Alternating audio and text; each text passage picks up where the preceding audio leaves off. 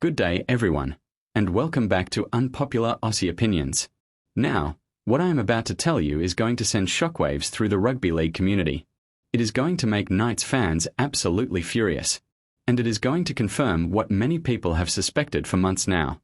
Kalyn Ponga, the $1 million man, the face of the Newcastle Knights franchise, is seriously considering walking away from rugby league to pursue a career in rugby union.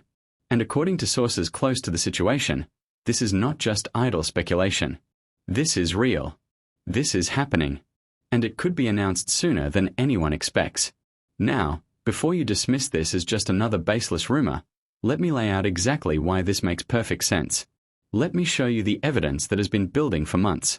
And let me explain why Kalyn Ponga switching codes would not only benefit him personally, but why it might be the smartest career decision he could possibly make right now. First, let us talk about where Kalyn Ponga currently finds himself.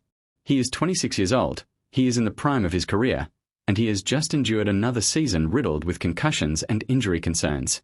In fact, over the past 3 seasons, Ponga has missed more games than he has played. Think about that for a moment. The Knights are paying him over $1 million a season, and he is spending more time in the medical room than he is on the field. That is not sustainable. Not for the club, and certainly not for the player. The concussion issue is the elephant in the room that nobody at Newcastle wants to address publicly. Ponga has suffered multiple head knocks over the past few years, and each one has been more concerning than the last. The protocols are getting stricter. The return-to-play timelines are getting longer. And the long-term health implications are becoming impossible to ignore. Kalyn knows this. His management knows this. And Rugby Australia absolutely knows this. Here is where it gets interesting. Rugby union, particularly at the international level, is a completely different physical proposition to rugby league. Yes, it is still a contact sport. Yes, there are still risks. But the nature of the game, the way fullbacks are used, the amount of space on the field, it all adds up to a significantly different physical toll. Ponga would not be making 20 tackle attempts a game. He would not be getting smashed in defensive lines week after week. He would be playing a more expansive, free-flowing style of football that actually suits his skill set perfectly. And let us be honest about something else. Kalyn Ponga has never quite fulfilled his potential in rugby league. There, I said it. The bloke is unbelievably talented. He has skills that 99% of players could only dream of. But he has never consistently put it together at the NRL level. He has never carried the Knights to sustained success. He has never dominated an Origin series. He has never been the player that his price tag demands he should be. And a big part of that is because rugby league, in its current form, does not suit someone with his body type and his injury history.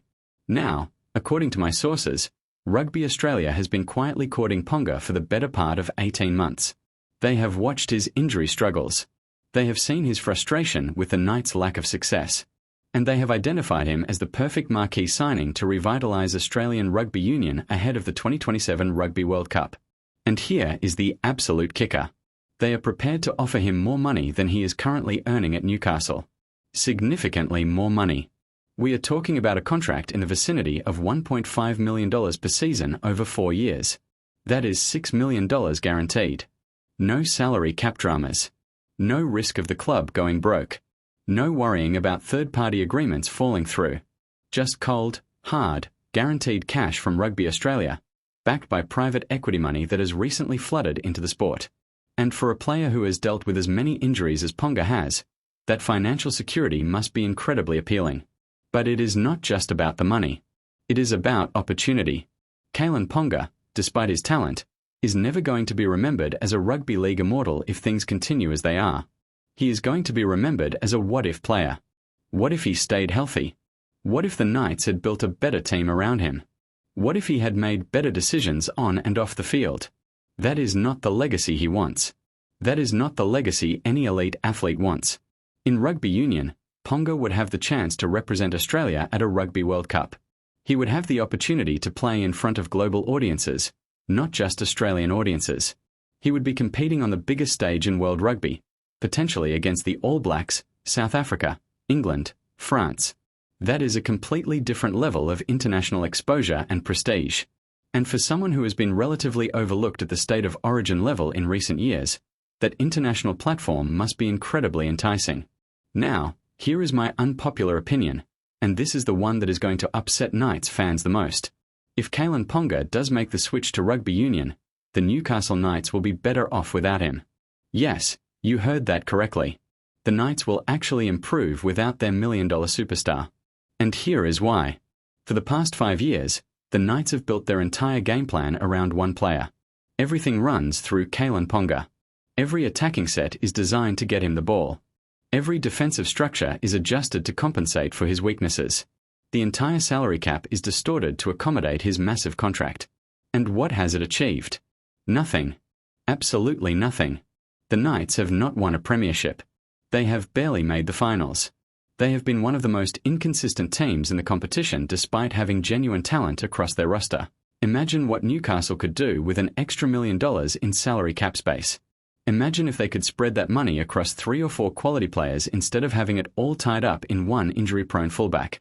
Imagine if they could build a balanced roster with depth, with consistency, with players who actually want to be there and are not just going through the motions while their body breaks down. That is what the Knights could become without Kalyn Ponga. And that is what they need to become if they ever want to be genuine premiership contenders. But let us get back to the timeline, because this is where things get really interesting. My sources are telling me that Ponga has already had preliminary discussions with Rugby Australia. Not through official channels, of course. That would be tampering. But through intermediaries, through management, through the kind of back-channel conversations that happen all the time in professional sport. And those conversations have progressed to the point where both parties are now talking seriously about what a transition would look like. The most likely scenario is that Ponga sees out the 2026 NRL season with the Knights. He honours his current contract, he gives Newcastle 1 more year, and then he makes the switch to rugby union for the 2027 season. That gives him time to transition into the 15-man game. It gives him time to work on the specific skills required for union. And it positions him perfectly to push for Wallaby selection ahead of the 2027 Rugby World Cup, which, conveniently, is being hosted right here in Australia. Can you imagine the marketing opportunity? Kalyn Ponga, the Rugby League superstar who switched codes, representing Australia at a home Rugby World Cup. The media coverage would be insane. The public interest would be off the charts. Rugby Australia would absolutely milk that storyline for everything it is worth. And Ponga would become one of the most talked about athletes in the entire country. That is the kind of opportunity you simply cannot pass up. Now, let us address the obvious question. Can Kalyn Ponga actually succeed in rugby union? Does he have the skills to make the transition? The answer is an emphatic yes. Look at his skill set. The bloke can pass, he can kick, he has elite footwork, he reads the game beautifully, and he has genuine speed. Those are exactly the attributes you need to succeed as a fullback or fly half in rugby union.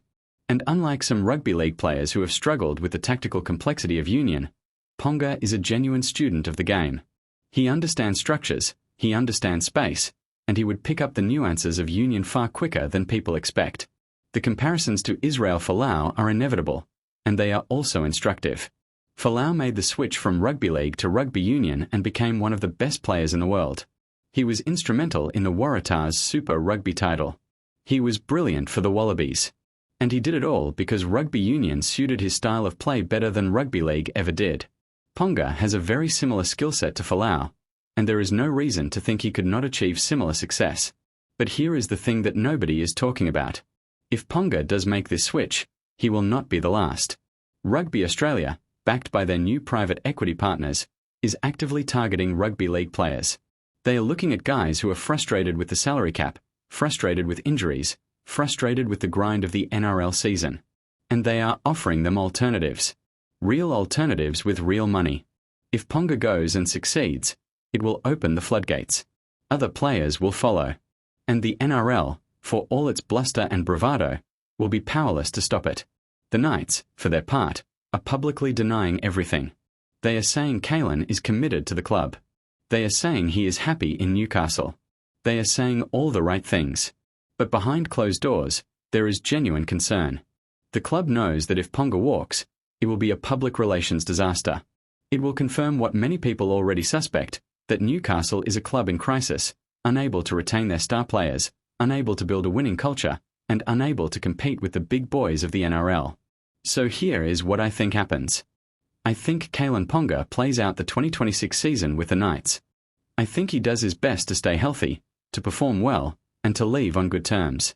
And then, sometime around July or August 2026, the announcement comes. Kalyn Ponga signs with Rugby Australia. The contract is for 4 years. The money is enormous. And the rugby league world loses one of its most talented players to a code that is better positioned to protect his long-term health and maximise his earning potential. Will Newcastle survive without him? Absolutely. Will Ponga succeed in rugby union? I genuinely believe he will. Will this change the landscape of Australian rugby codes? Without a doubt. This is not just about one player switching codes. This is about Rugby Australia making a statement. This is about them saying we are back, we are cashed up, and we are coming for your best players.